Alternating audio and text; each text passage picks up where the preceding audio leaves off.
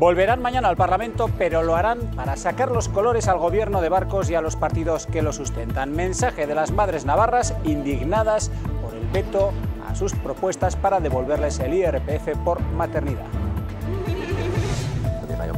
Y una voz crítica e institucional más contra la decisión del gobierno de Barcos y esos partidos del cuatripartito de no devolver las retenciones a las madres. La del delegado del gobierno de Navarra en el programa Cara a Cara. Escuchen.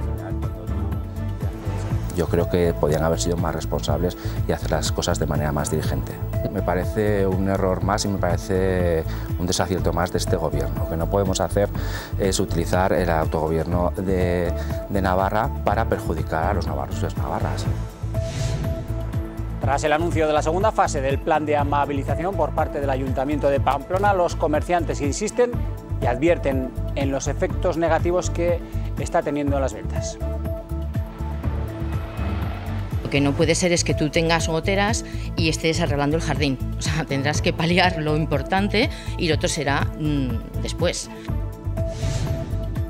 Y el Gobierno de Navarra plantea crear nuevas infraestructuras junto al campus de la Universidad Pública para sustentar una comunidad de innovación digital. Propone construir 6 edificios en 30.000 metros cuadrados.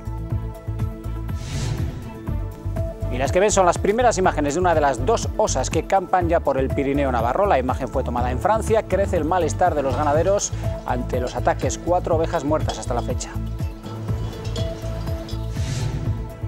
Y esta es la secuencia de la atención a David García. El navarro se ha retirado del entrenamiento de Osasuna por un esguince en su tobillo izquierdo, del que será valorado mañana. Aridane y Villar estarán disponibles para despedir el año en Reus.